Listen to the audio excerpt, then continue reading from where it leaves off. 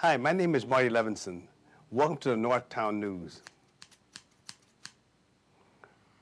Come on, baby, don't you wanna go? Hi, I'm Marty Levinson. Welcome to the Northtown News Magazine. Your host, Avi Meyer, and the greatest cameraman of all, Sonny Hersh.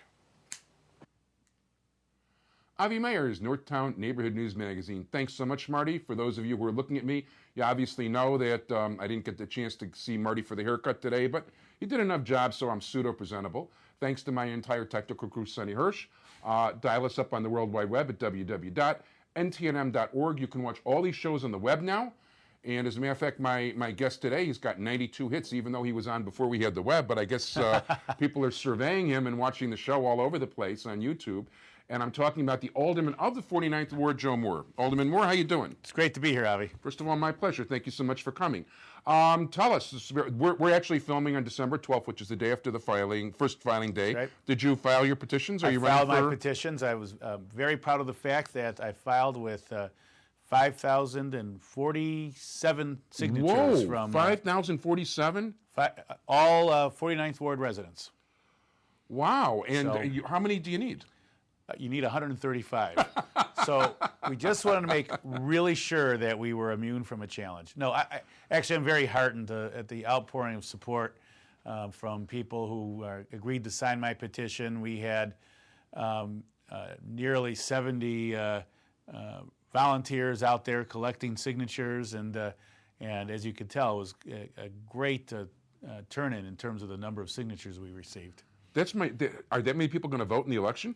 Well, if every one of those people who signed my petition votes for me, I don't think I have anything to worry. No, for sure not. I mean, we've got about 20,000 people registered to vote in that's actually pretty in the decent 49th amount. Ward. Yeah, so it really depends.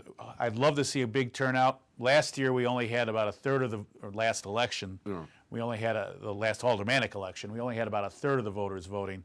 Hopefully it'll be more than that, but. If we do end up having that, it would probably be a turnout of about 7,000 or 8,000 people. And 5,000 or more, then do it in that case.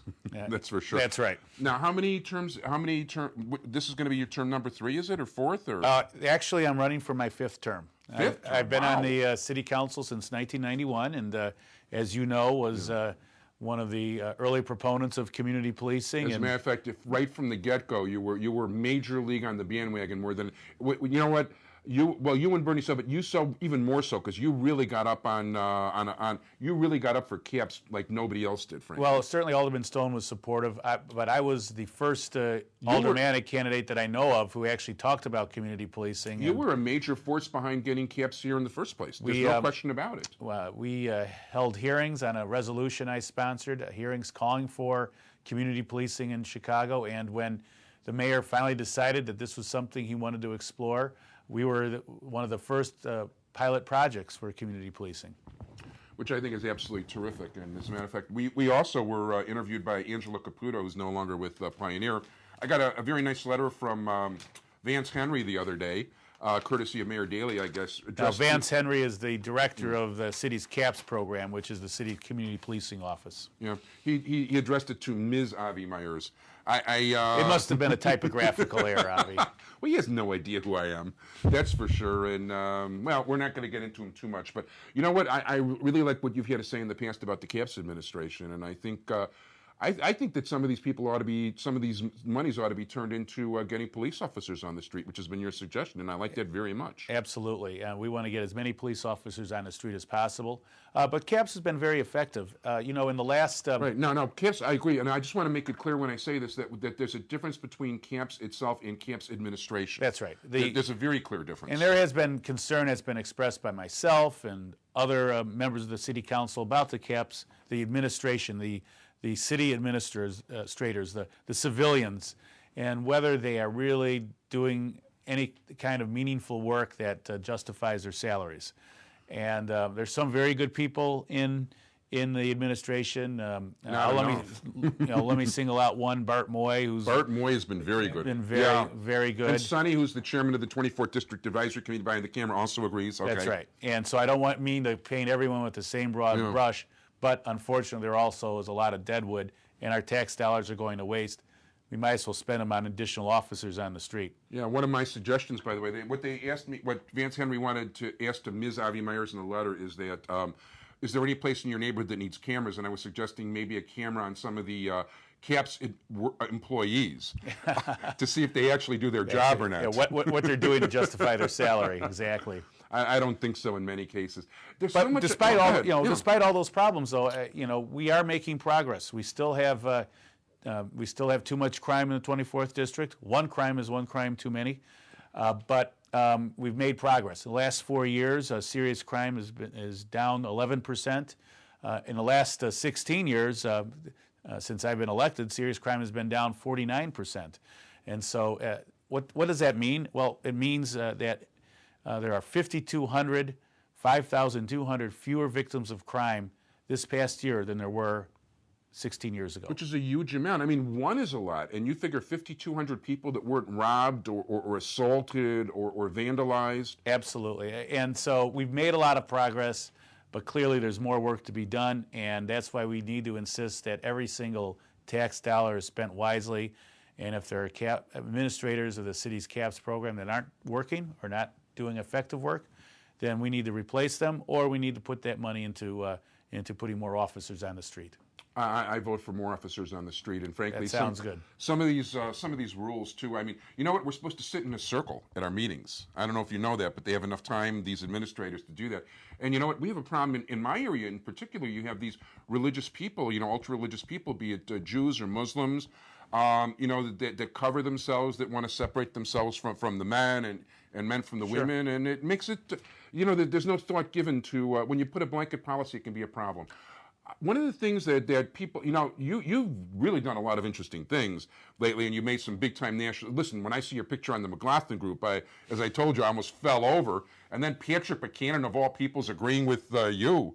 Right. Did you actually watch that on the web? I gave you the link. Were you able to watch I it? did. Yeah, that was very interesting. That was very interesting.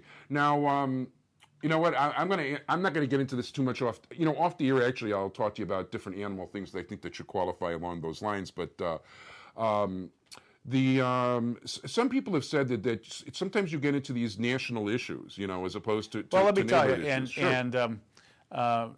Look, I've spent many hours working on traditional aldermanic housekeeping roles, and working for cleaner streets and safer streets and more affordable housing and greater economic development. But unless we acknowledge that our hands are tied to a large degree because of what the federal government has done to cities, we're not going to get anywhere. You can talk all you want about crime. You can talk all you want about affordable housing. You can talk all you want about health care. But unless you have the resources necessary to address those problems, you're only going to be nipping at the edges. You're only going to be making small dents in the problem. For example, in the United States has spent hundreds of billions of dollars on the war in Iraq. That war maybe was started with good intentions. I believed it was wrong, and clearly history has shown it was wrong. The National Priorities Project did a study, and they determined that Chicago taxpayers alone spent $4 billion on the war in Iraq. That's just money coming from Chicago taxpayers. If you divide that among the 50 wards, that means the 49th ward sent $80 million. Can you imagine what you could do with $80 million in the 49th ward in terms of providing for affordable housing, in terms of providing for safer streets? If we don't talk about those issues and talk about the connection between the decisions made in Washington and the ability of us at the local level to provide for our constituents, we're really missing the boat. The 49th ward is not an island unto itself. We are not immune from outside forces, and we definitely need to address those issues. Living wage is another issue. There are thousands of people in my ward that are barely subsisting. They're working at minimum wage jobs or just barely above minimum wage jobs. To try to get more living wage jobs that will pay people a salary a salary sufficient for them to support their families and get themselves out of poverty, that would do more to reduce the crime rate than all the CAPS meetings in the world.